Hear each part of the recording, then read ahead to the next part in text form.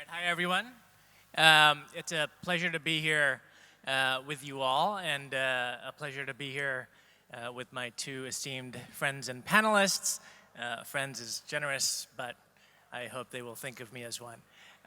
We're here today to chat a little bit about the things that are happening from an occupier perspective, the ways that technology is affecting and impacting how they think about real estate and what that does for their real estate strategy.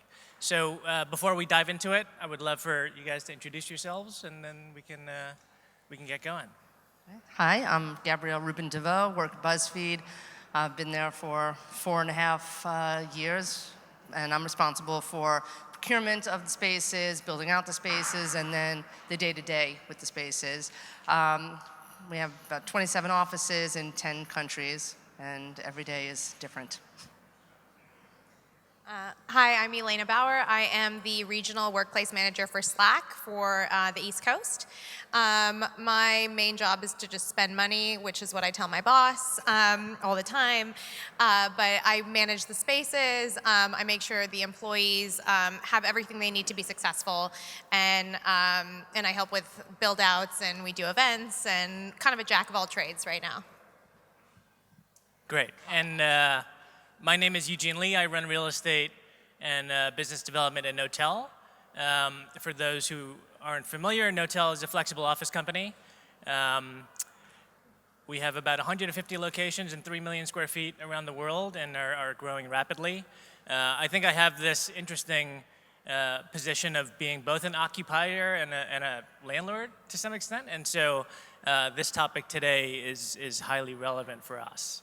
And so within our portfolio, we have hundreds of companies that are thinking about what technology means for their real estate, and maybe we can start by thinking about that. And so in your companies, what are the things that are happening in technology that affects your day-to-day and how you're thinking about real estate?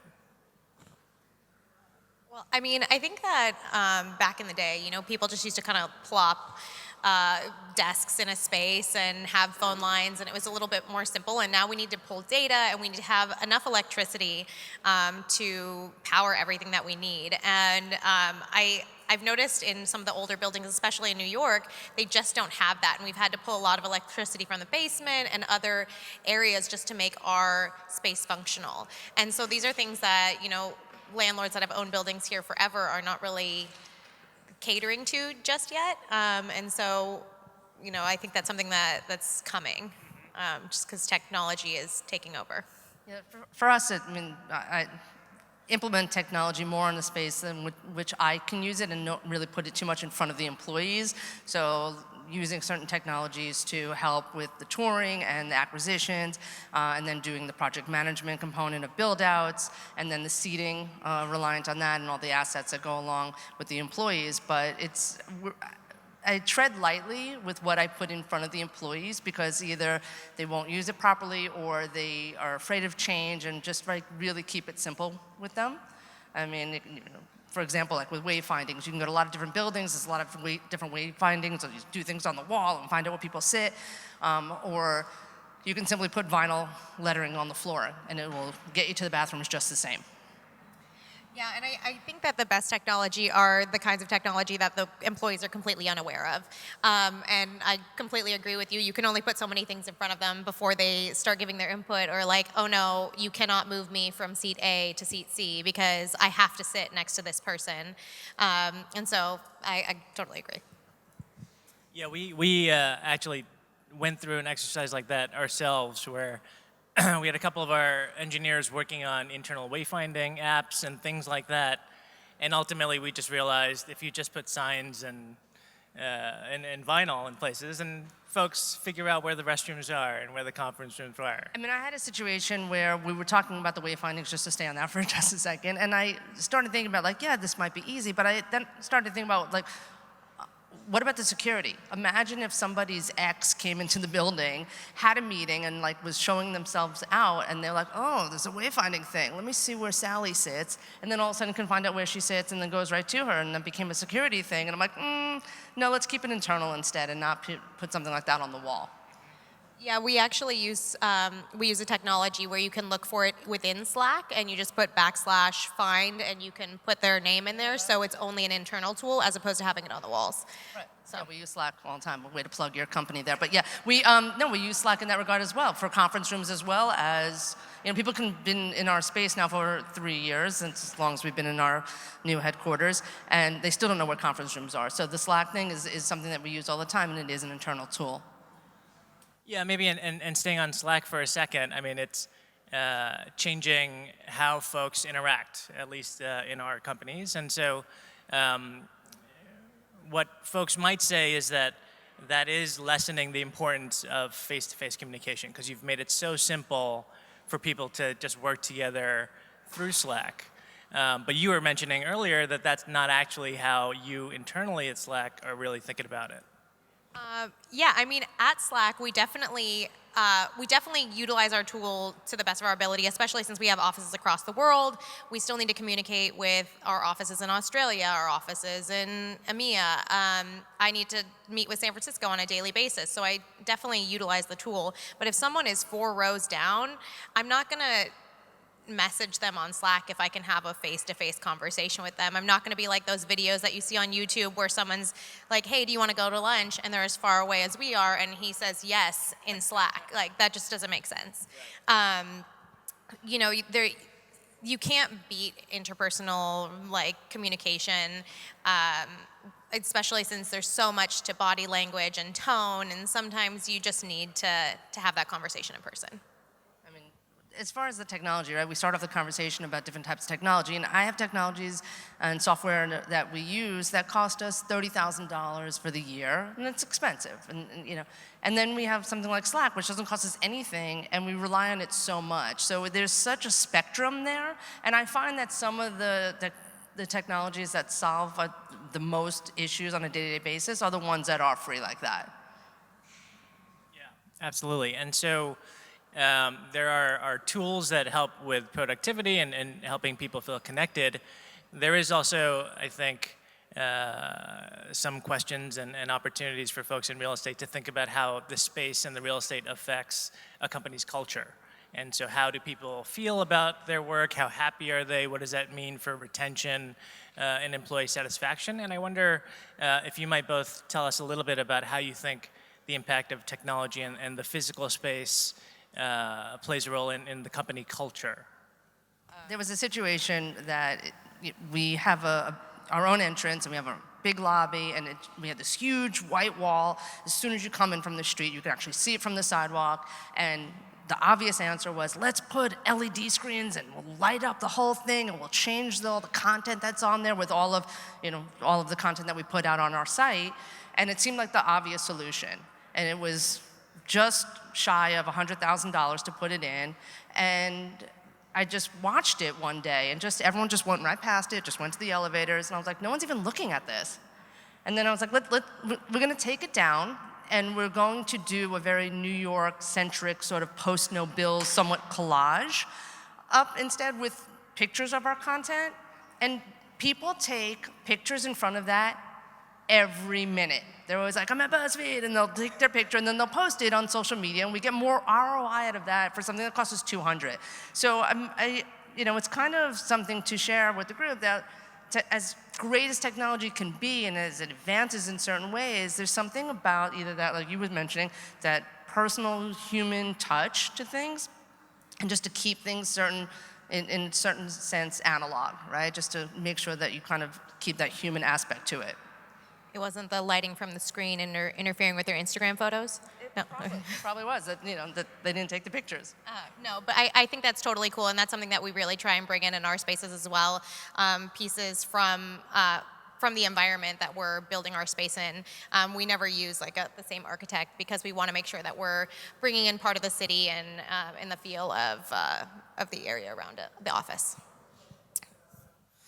And so technology is a very broad word, and so it could apply to the digital tools and things that we think about, but also there's an element of physical technology and thinking about reconfiguring spaces based on what's happening with teams. What are the interesting things that you've seen or that have been useful for you in thinking about the physical technology in the space?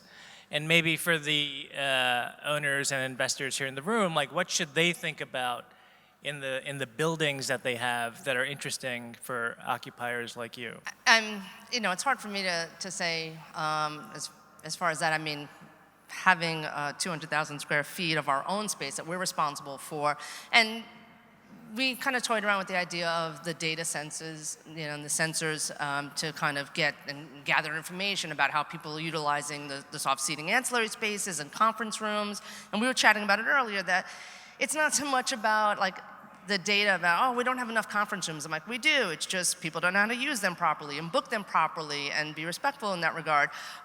So if there's technology that you were talking about that can, actually you can talk about that in just a second because I think it's very cool. But like if I had put sensors in the soft seating area and I relied solely on that data, I would have taken that soft seating out and I would have put in desks.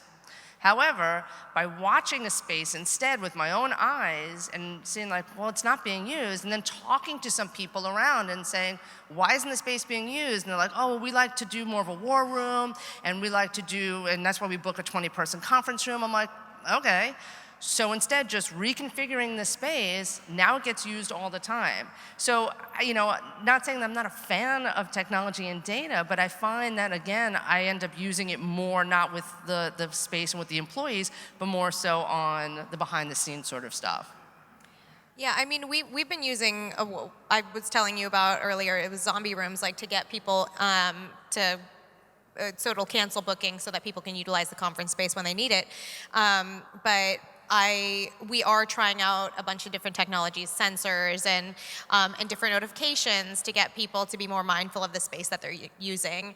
But really, at the end of the day, it's people's behaviors. Like, so even if I do send you an email saying, hey, you've had this room booked and you haven't been in this meeting for 3 weeks, it's up to them to cancel it. I'm not, we don't do that for you. Because we don't know what the purpose of it is. Of course, when the technology fails us because someone's been gone for 6 months and you're like, why the hell is Jerry's meeting still on here? He's been gone for a year. That's an issue with the technology, and these are things that we're trying to fix and we're troubleshooting right now. But we're doing a lot of experimentation, and it happens every single day in most tech companies because you're trying to find the best solution. Yeah. So is there something that you wish did exist that would solve a problem of yours that you haven't seen a good version of yet, other than maybe the conference room booking system that kills the meetings? There's a company called Waltz. Does anyone know Waltz? Waltz? Yes, no? No. Yes, one person. All right, so Waltz, if I had my phone on me, on the back of my phone is a sleeve that will hold my key card and my Metro card. Anybody have that? Okay. So right now, if I lost my key card, I may not realize it until the next morning when I go back to my office. That's a security problem for us. What I like about Waltz is that those two pieces of those two cards will become obsolete because that will now be in your phone. I would know in 3 seconds if I lost my phone. So it kind of saves time. So now what I think would be great, and as soon as it comes out, as soon as they get the licensing with the MTA, we will implement that with the turnstiles. Because as soon as I walk up to the turnstiles, I will put my phone in front of it, it'll read it, and then you waltz right in, hence the name. So I think that is great, and that will be a time saver. Now, if there can be more technology, like we have Envoy, which I'm sure a lot of people have Envoy, which is great, but it takes that, like, I don't want my receptionist to be obsolete because, again, I want that human interaction. So, but anything that can kind of save that time of having that queue in the lobby, I'd like to see something to do that even better. I do like the idea of Waltz, but I don't know if I agree with that. We like to have people wear badges in the office so that we know that they're an employee. And having those outward facing makes it easier for us to spot when someone is in the space that isn't supposed to be there. We do have our, what we like to call a gather hour on Thursday nights, and when people are in the space that are not employees and they're like, waltzing around taking pictures of people's desks. You're like, excuse me. Can you just have your visitors then wear the badges? You know, wear them, and this way you can. We do have that as well. Right, but now they'll be the only people wearing badges. I guess that's a thing. Yeah. Yeah, we'll talk about this later. So there's that kind of technology which you're talking about, which is inside the walls, like inside your office. And then there are the types of investments that owners and landlords will make to their buildings, right? And I think those are expensive and capital intensive. And I guess from your perspective, you know, are there places where sometimes you look at something and you think that wouldn't have been the place where I spent the money to upgrade the building? Oh yeah, 1,000%. We have our landlord, knowing that we were going to be their anchor tenant, I guess took the initiative to up their building and took it upon themselves to put in destination dispatch elevators. Now, our building was built in 1909, and they didn't change the infrastructure. They just put in this destination dispatch elevator, which entraps people all the time. And if I could have taken those millions of dollars and put it someplace else, I would have, but they didn't consult us. And so it's Buzzfeed and Facebook that take up like 80% of this building now. And we would have much preferred to have had that situation, that conversation about where to put that money in, because instead, the pipes burst all the time. Like, it would have been better, and it's not sexy and it's not aesthetically pleasing to like fix the pipes behind the walls, but for us as tenants, it would have been a much better way to utilize that money. Yeah, I think for us, it's probably the security system within the building. Like having like a less antiquated version of a security system. Like, we couldn't integrate any of our stuff because their system was from 1990, and and they're like, oh, we use these cool fobs, and I was like, hey, I had that when I was in college. So, you know, having something newer like that that integrates with all of the new technology, like our security system works off of so many different networks, and theirs just doesn't tie in. And so we had to install our own security system that tied in with theirs, which again was another problem because then we had to split their system. And so it made it it was a lot more work for us in the end, and it also makes it so that they don't have any visibility into who's coming into the building because it's going into our system, not into theirs. And we're like, why don't we integrate these together? Why don't you jump on board with this, since we're one of your tenants and your other tenant is also asking for this same thing. So. And so we've touched on security and we've talked on infrastructure. I might just for a second loop back to productivity. And so how do you think about real estate in the way that it affects employee productivity, if at all? I mean, again, I think it just comes down to just having flex spaces.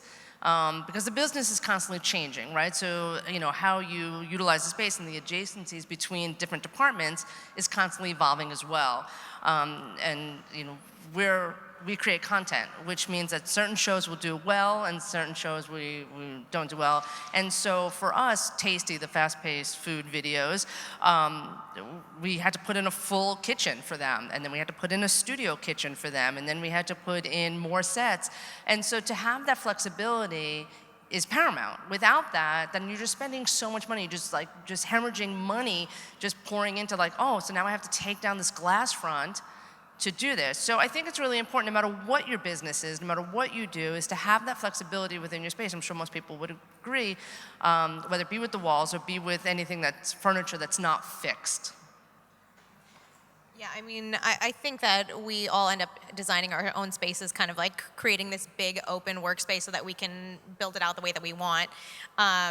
But really having that flexibility that Gabby's talking about, and being able to provide a bunch of different workspaces, have maybe like a demo room for people, but also be able to move that space anywhere else in the building. Like, we don't only have the data or the electricity or whatever we need in this one area. We can do it on this side of the building as well, because guess what? That team moved over there, and you guys have the capability to support that in this particular space.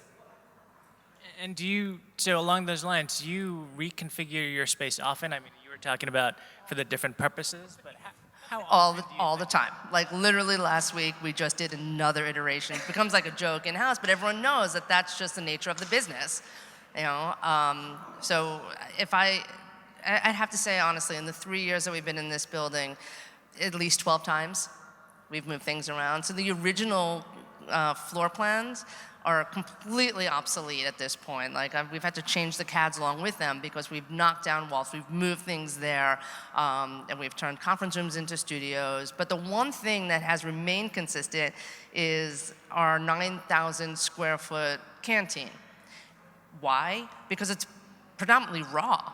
It's just tables that flip, nest, and roll away, and chairs that stack and move away. So we can do a million different things with that space. And go figure, that's the one space we've never had to change because it is so flexible. So I just think that again, is key to any office space. Yeah, I mean, I'm doing a move tomorrow. So really excited. It's only the 12th one this year. So we use a software to do that, and we have to have like floor plans set in advance. And because the teams are only working together for 3 months at a time because they're working on different projects, or this salesperson was working with this CSM and this SE, but next month they're transitioning over to a new account, and so these people need to sit over here, these people need to sit over here. It's always changing every single day, and having, again, the technology that's going to support that, even the floor plates that are going to support that, having the big open spaces to be able to move things around and readjust just to accommodate what you need now. We use the same software that you do on that, and that has been a game changer. Before, and it's very easy. Sure, you can do a seating plan with Excel, right, and just like make different color boxes that represent different teams. Or you can use certain technology and software that you can do 12 iterations, which ultimately they go through, and you don't want people messing up and adding on their own, we actually need 12 seats, not 10 that you allocated to us. This allows them to only touch the seats that you let them touch, and you preemptively plan for a move ahead. And it's pretty great. Yeah, having the color coding is great because then I don't have to say, no, only these are yours. Like, you can't have the 5 over there. No, Jackie can't sit there because we've already said, okay, these are your colors, this is what you get. And you can have, like, this is the one you can play with because this is the actual one. Yeah. So instead of you just working off an Excel sheet, it's the one and only. Right, so having this kind of technology is great. We use it more for those internal shuffles all the time, and you can attach different assets to them and any kind of HR information if that's what you need. We don't share it with anybody, but it's great, and there's a lot of integration also with conference rooms and et cetera. Well, and it's really great because it almost, it gives the managers a little bit of power over where their people are sitting. We're like, okay, we're going to leave this up to you. And then they feel a little bit more involved as opposed to just being told. So I really like that.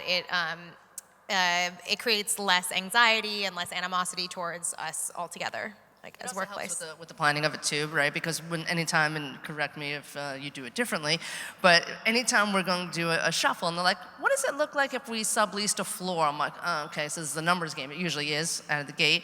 So you can play with the stacking first just by numbers. You're like, let me see how many people I can fit here, and then you can just kind of move around the different departments, and then it'll tell you you're plus 10 people on this floor, you're under 10, and you're trying to match it so it's even. So I usually start with that and then do the adjacencies with the different departments. I wish I had known about this a little bit earlier. We just moved our company from a 15,000 square foot place to a 60,000 square foot space. And to try to control the floor plans, I ended up just printing out pieces of paper and handing it to people and saying, these are the desks that you get to touch. That hurts my heart. We're a tech company, I promise.